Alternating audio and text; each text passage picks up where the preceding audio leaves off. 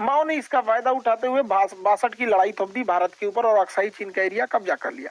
उसी समय इसने ताइवान के इसे क्या नाम है अरुणाचल प्रदेश को अपना दक्षिणी तिब्बत कहता था।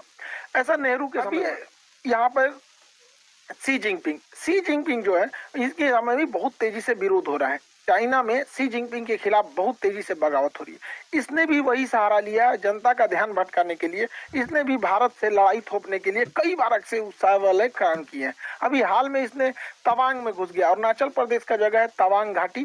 तवांग में जहाँ बोम डीला दर्रा भी है तवांग जिला में है, वहां पे चाइनीज सैनिक ऊपर आने लगे भारतीय पोस्ट पर। भारतीय सैनिकों ने ले डंडा मार के कपार फाड़ दिया सब चाइनीज सबका। एक भी भारतीय को किसी भी तरह की गंभीर चोट नहीं आई है, ना ही कोई भारतीय सैनिक शहीद हुआ है।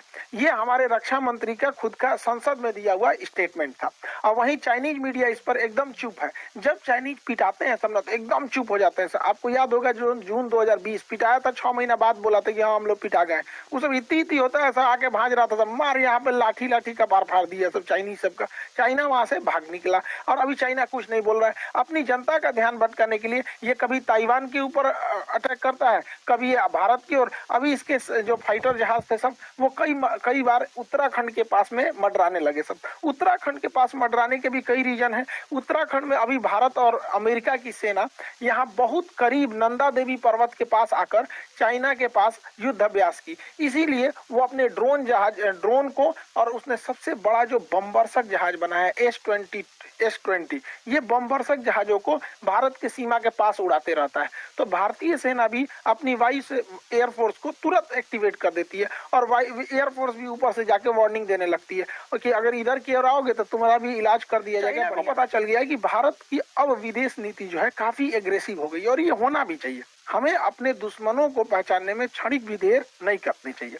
इंडियन एयरफोर्स अब काफी तेजी से चाइना का मुकाबला करने लगती है। चाइना के साथ समस्या ये है कि यहाँ पे तिब्बत है।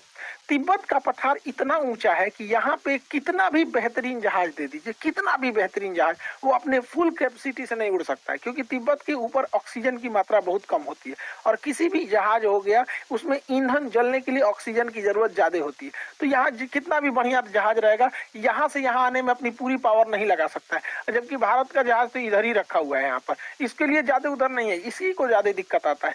आपको पता होगा तिब्बत और हिमालय के ऊपर से कोई कमर्शियल जहाज जाते भी नहीं है सब यहाँ पे।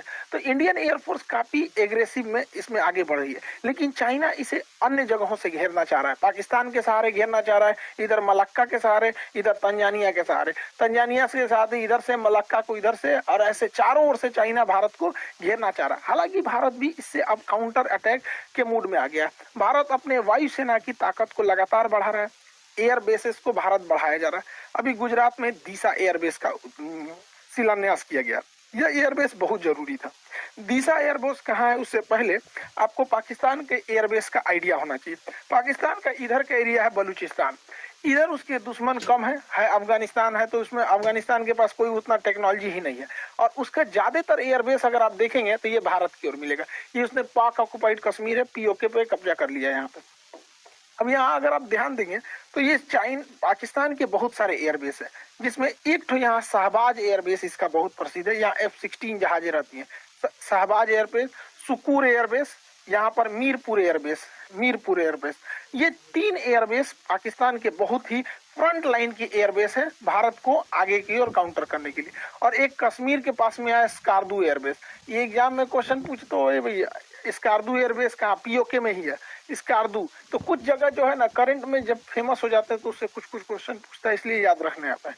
तो यहाँ मीरपुर एयरबेस, सुकूर एयरबेस और यहाँ शहबाज एयरबेस, यहाँ पर इन एयरबेस से भारत में अंदर तक हमला किया जा सकता था।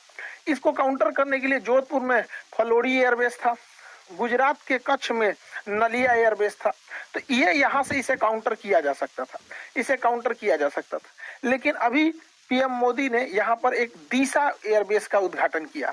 दीसा एयरबेस जो है अब यहाँ से और अंदर तक काउंटर अटैक किया जा सकता है। तो ये एयरबेस भारत के लिए बहुत जरूरी है क्योंकि हमको हर तरह से काउंटर अटैक के लिए रेडी रहना है, क्योंकि चाइना लगातार पाकिस्तान को सपोर्ट करते जा रहा है। तो ये एयरबेस जरूरी है।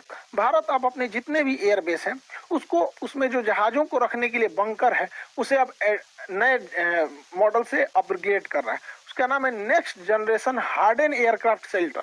ये इतने मजबूत होते हैं कि रनवे के बाद जहाज को अगर इसमें ले आ देते हैं तो इसके ऊपर 1000 किलो का भी बम गिरा दिया जाता है ना, इसको कोई असर नहीं होता है। इसकी टेस्टिंग हो चुकी है। देखिए ये जहाज इसी के अंदर था, ये जहाज इसके अंदर था, इसको रख के तोड़ा है सब, ये ऊपर वाला ब्लास्ट हो गया है, जहाज चुपचाप निकल के चला गया। तो ये भारत इसको बहुत तेजी से अपने हर एक एयरबेस में इसको ला रहा है ताकि जहाज जो है एयरबेस पे भी सेफ रह सके, ताकि युद्ध की स्थिति में